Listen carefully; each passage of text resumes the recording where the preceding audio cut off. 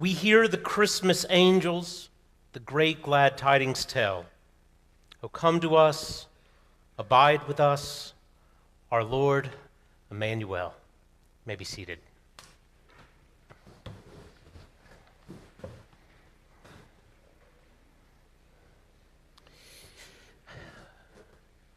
The annual Christmas pageant was going great that year. Mary and Joseph made it into Bethlehem on cue. The wise people stood at the back ready for their entrance, and yes, you heard me right. We had wise people that year because a couple of the girls demanded their rights to their fair share to be wise and royal, so wise people. There was a shepherd who got lost, which is kind of ironic if you think about it, a lost shepherd, but that's what happened. But all in all, it was going great. And as I said, Mary and Joseph, came right in on time, down the aisle, to the oohs and ahs of all the parents and grandparents. And at the end of their long and treacherous journey to Bethlehem, down the aisle, they were met by the 9-year-old innkeeper, who dutifully was to tell them that though he would just love to help them out, there was, once again this year, simply no room in the inn. But he didn't say that. Instead, what he did was yell, "Sorry, no vacancy, read the sign." Now, perhaps it was that he felt bad about taking that tone of voice with the Mother of God, or maybe it was that Mary and Joseph acted so well that the tired, distressed look all over their faces worked on him like that song in Whoville did on the Grinch. But whatever it was, he just hated not giving them a room. So much so that he finally blurted out, "Well, there's no room in this inn, but there is a great hotel with cable TV just on the other side of this church." And with that, the pageant fell apart because, after all, if Mary and Joseph can get a room with HBO and an indoor pool, the story really has nowhere to go from there. Now, that year was a missed opportunity for our pageant, although I assure you it was not a missed opportunity for giving everyone one great Christmas story. But we hate missed opportunities in life, particularly at Christmas. Maybe this is especially the case if you have kids. We don't want our kids to miss anything at Christmas, any of the magic or the wonder, any of the memories or traditions, any of the warmth or togetherness that makes Christmas Christmas. Christmas is just a terrible time to miss an opportunity. Did you know that it actually wasn't an inn? In the story, wasn't an inn. Sorry if I just ruined every Christmas pageant ever, but it's just the case. It's a bad translation of the Greek into English.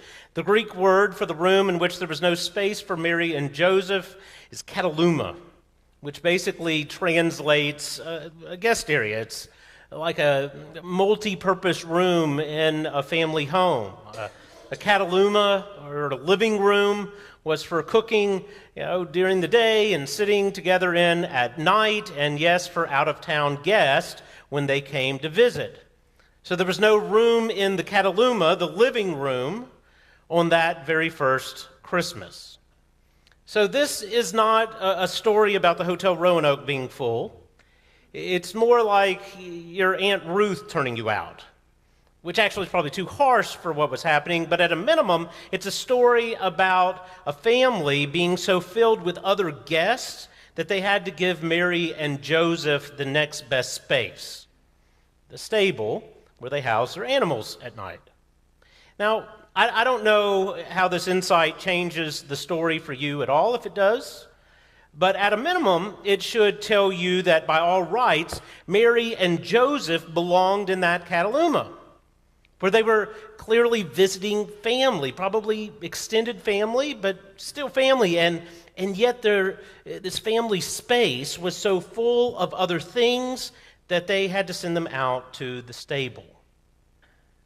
Now, I don't know if you have a story about a missed opportunity at Christmas in your life, but let me assure you, you don't have anything on that. Because that has to literally be the biggest missed opportunity ever in all of Christmas history. I mean, think about this. God has decided to be born in the world in order to rewrite the human story from the inside out. It's huge news, and he's picked a place for that all to happen, and it's your house. God, the God, is making his entrance into the world, and you have a chance for that to happen in your home for Christmas, the very first Christmas to take place in your living room, but you say, sorry, no, you're going to have to go and take all that out there with the donkey. Can you even imagine the conversation in that house every single Christmas after that? We had a chance for God to be born in our living room, but no, because George can't get along with his cousin Joseph's side of the family. And so he made him go out there with the goat. So the goat got Christmas, but we didn't. I'm just going to tell you, George is never going to live that one down. There's just not going to be another Christmas in that house when his wife doesn't bring that up. Because it's a pretty big missed opportunity. But you know what? Tonight, all across this world, there are people who do get it right. Way better than my fictional George. There are people like my friends in La Prette, Haiti, who I can assure you right now are partying. Even though tonight in La Prette, like every other night, they have no power in their little tiny village. But still they undoubtedly scrape together the little that they could for a feast, and they will sing and they will dance all night. And you know what? Even though there's no rotund elf visiting them from the Arctic, they're still not going to miss their opportunity to have Christmas. They will celebrate this Christmas because when God comes to visit them, they will for sure make room. Because here's the thing that they totally get, that Christmas is not just about all the trappings of Christmas. As wonderful and fun as all of that is, if we're not careful, you probably already know this, those things can tend to elbow away everything else so much that there's not even room left over at the end for the actual events of Christmas. See, we're gathered here today for something a great deal larger than a once-a-year spiritual Snuggie that lets us feel warm enough inside that even the most cynical amongst us actually kind of believe it for a minute. Or at a minimum, this evening gives us a bit of cathartic escape from it all, that thing that we call the real world. But that's not what's going on. What all of this is actually about is a God being so heartbroken by the real world that God decided to come into the very real world and be born into the fragility of the human condition, to enter our story in order to change it from the inside out, and by doing so, lead us into another way of doing humanity, if we but give him some room somewhere in our humanity. Which is why this holiday is also called the Feast of the Incarnation. Because this whole thing is about our humanity, our enfleshed way of being. It's about human beings living real lives in the real world, which, by the way, is why they're partying tonight in a place like Haiti. Because they get that, and they know that they need that, and thus they're definitely going to give some room for that, because they know that such a story as that has room enough for even them. See, they know what it means that God came into this world as a peasant, to an oppressed people, in a backwater part of the world that no one ever thought was important enough to look at and thus gave no room for. And they also know that if you don't give room, you miss quite a few opportunities, particularly at Christmas. In fact, what you miss is Christmas. To my way of thinking, our world is missing a lot of opportunities these days, particularly when it comes to welcoming the God we meet at Christmas who is forever seeking to find room in our world. We're missing opportunities to welcome him and receive him and in turn learn from him and give this world what it really needs a lot of these days, which is a bit of his kindness, a lot of his grace, a lot more of his tolerance and acceptance and embrace and forbearance, his love. Now, perhaps it is that we're just so full of other stuff that there's no room at times for him.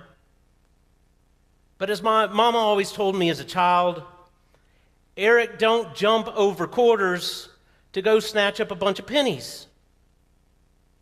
And whether you want to put it like that, or penny wise, pound foolish, or even as Jesus eventually would, that we can have the whole world but still lose our souls.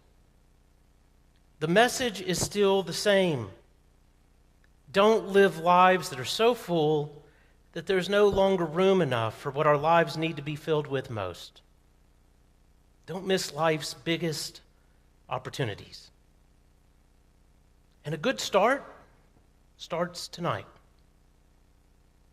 Don't miss Christmas.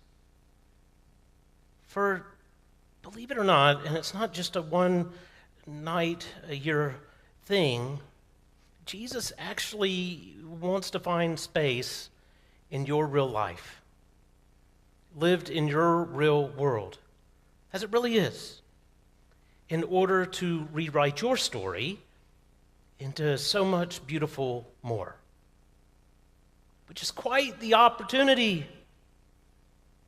And thus, thank God that there's still time to not miss Christmas, if we will but make some room. Blessings to you and yours, and a very Merry Christmas. Amen.